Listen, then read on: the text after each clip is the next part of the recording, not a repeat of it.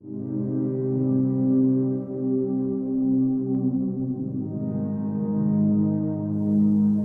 has been free during the Area 51 raid back in 2019. He has come to tell us the truth about aliens. He is the alien hunter. Wow, Brazil has been experiencing a ton of weird UFO activity of late. Prominent UFO journalist Linda Moulton Howe went on the Fade to Back podcast show with this crazy statement she'd received from a Brazilian military whistleblower about what really happened in Magé. So, let's read through it, see what they claim, and we'll find out if there is any truth to this matter. I know, it does sound pretty bizarre, and at first you may think it's all nonsense, but hang on in there, we may be able to back some of this up. On April 20th, US military satellites detect a strong presence of unidentified aerial phenomena in some states of Brazil: Paraná, São Paulo, Minas Gerais, Amapá, and Rio de Janeiro. The next day, following NATO protocols, the US then contacted the Brazilian MOD and Joint Chiefs of Staff for the Army. They told them to intensify air patrols in the Rio de Janeiro area because of increased activity of the phenomena. The Brazilian military would use a San Pedro Naval Air Base and a Santa Cruz Air Force Base to run these air patrols. On the 1st of May, radars of the 1st Integrated Air Traffic Control and Air Defense Center detected strong activity from unknown phenomena in the Rio State and the following cities, which I cannot pronounce but will attempt to: Uranuma, Cachoeiros de Macaco, Sumedrio, and the Rio City itself. Brazilian Airspace Defense Command were informed. Next, on May 12th, Aerospace Control Detachment of Pico de Couto in Petrópolis, Rio de Janeiro, detected the increase of inexplicable activities in a very intense way in the region. Basically, UFOs. At 8 PM that day, the US military reported to the Brazilian government that a UFO had fallen in a forest in the Magé area. The US Department of Defense ordered General John Raymond to deploy 20 Special Forces soldiers to the region, 10 being Space Force and 10 being part of the Space Aggressor Squadron commanded by Captain Barr. Now I warn you, this bit gets quite weird. In the early hours of May 13th, the US military disembarked at Brazilian Military Air Base in São Paulo. They then travelled by Brazilian Air Force to the Brazilian Military Air Base in Rio. The operation was called Organ Range. Brazil Air Force only supplied logistics for the Americans in this operation. The US military personnel informed us that the visits of these objects to Earth had become more and more frequent in the world. When the US military arrived at the place where the object had fallen, they verified that there were 3 intruders in the damaged ship. Then around 7 PM, the US, armed with advanced tech unknown to the Brazilian military, intercepted and killed a being with humanoid characteristics that was roughly 6 feet 6 inches tall, 2 meters. This happened in the region of Chacara dos Entreos in the city of Guapimirim near the Soberbo River. GPS coordinates on screen. The other 2 beings were captured, wounded, but alive, in the region of Guapiacu, Chacareiros de Macaco. Coordinates on screen. On May 14th, the beings, along with their displacement devices, were transported to US military bases. All US military personnel by this point had now left Brazil. Only Brazilian military helicopters were now patrolling the region. So, what a letter to receive, huh? Especially coming out just days after AJ Gavard said it was a hoax. Interesting. Did this guy not get the memo?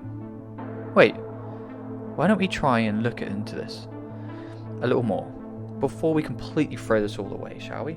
Let's look back now. On April 12th, the US military satellites detected a strong presence of UFOs across Brazil. Well, looking back on Twitter, you can clearly find this out. On March the 27th, the first post on Twitter confirmed an earliest sighting I could find of blue light in Brazil. This was spotted in Rio Grande, one of the most southern cities in Brazil. We then have another by the 2nd of April from São Paulo, which also includes a very loud sound in the sky. This is also the first incident I could find of someone recording the infamous Barulho Honoruku, noise from the sky, which would later be heard almost every night around Brazil later in May. So then we get to the US informing the Brazilian military of what's been going on. We know that of the 12th of November, the Brazilian Senate approved the Technology Safeguards Agreement, which as far as we know, allows the US to use Alcantara Brazilian spaceport for orbital launches. Despite never having a successful launch into space, The Alcantara spaceport has been desired by many nations due to it being geographically one of the best locations to put stuff into orbit. So, why is it this important? Well, with this agreement comes all sorts of data sharing, and the US will be working closely with Brazil on the space-related discussions from now on. The obvious Pico de Corto radar facility, also called DTCEA, close to Magé in Petropolis, detected the UAPs on the evening of the 12th of May. Well, this is when everyone saw the sightings in and around Magé, and keep in mind, Pau Grande is in roughly halfway between the radar facility and Magé itself. Also, 8 PM seems a little too early for the crash. Well, at least some reports would suggest it happened much later, at around 3:30 the next day. Yet, we do have some witnesses posting on Facebook about a UFO falling out of the sky at 8 PM. The time is really odd to me. Could there have been two incidences, as we have two sets of reports? Or is this further proof of hoax and people getting their dates and times mixed up? Regardless of the time being 8 PM or 3 AM, it was always dark at that time and date in Rio. General John Raymond is the real leader of Space Force, and also has a Netflix show about him. And then we have Captain Sean Barnes, responsible for coordinating the Space Force staff at the Pentagon and NORAD facility in Colorado Springs. So, early May 13th, the Space Force lads were sent to Sao Paulo and then flew by FAB to a military base in Rio de Janeiro. Well, we almost got this one too. Captured on the May the 13th at 1:30 AM, somebody posted this on Twitter from flightradar.com. It's a Gulfstream 4 plane that flew from NYC to Rio. Not quite Sao Paulo, but it's still Rio. Googling this plane, you'll also find that it's used by the US Air Force. We also have an FAB flight arriving from Brasilia to the Rio military base. Check this out. And don't forget, they called this operation Organ Range. You'll find the mountains where the crash took place are called the Serra dos Órgãos, or Organ Range, because these mountains have said to look like the shape of an organ. To me, they look nothing like an organ, to be honest, just weird mountains. The US military personnel informed us that the visits of these objects to Earth had become more and more frequent in the world. Wow, that's a scary thought. Maybe they saw the anarchy coming and wanted to watch it firsthand. Well, we do have in Spain the red lights. They were seen around the country, most prominently in Teruel, as you can see here. Quite clearly not Starlink. In fact, I've been following UFO videos since February, and they have been coming up way more frequently. Just check out YouTube channels like LED Rack, and you can see it for yourself. Mexico of all places seems to get loads of UFOs, as well as Brazil. The coordinates line up right in the Organ Range, not too far from Magé either. Also, could the Soberba River, meaning superb, be the location where the UFO crashed? This isn't the first we've heard that the UFO landed in the river. First, the supposed leaked audio described in my last video where two military personnel talk over the radio about the UFO crash in the river. Second, from a video where two kids speak to guards at Imbal about the UFOs. From friends of mine who speak Portuguese, they say these guards are just messing around with the kids, but they do mention a UFO falling in the river. The other two beings were captured, wounded, but alive near Chacarios de Macaco, coordinates on screen.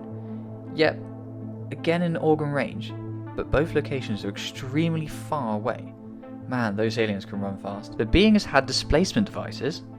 Well, from what I remember from physics at school, displacement is the scalar quantity of distance. I did Google search for displacement devices.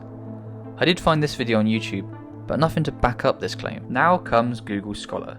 This and Wikipedia is how I passed my degree, and yet again it helps me out here on this topic. Wait, what's that? Well, not always helpful. Penis displacement? Someone has even filled a US patent, basically legal rights to an invention, for a displacement device. Go and see it for yourself. I'm not going to attempt to explain this or lie to you about how this patent is for a teleport.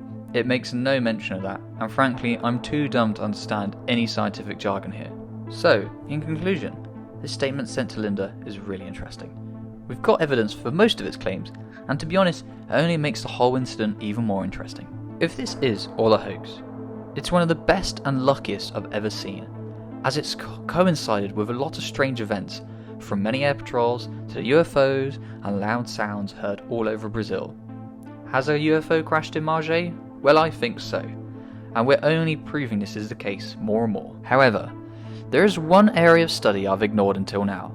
In the next episode, we will address these events by using science to try and explain what's been going on. Is the South Atlantic anomaly to blame? Coronal mass ejections? Earthquake lights? Stay tuned and we will try to explain the UFOs and loud booms with science. Or we may just find out they're still unexplained. The truth is out there, and let's go and find it. Stay tuned here at Alien Hunter. Please like, subscribe, and watch the stars.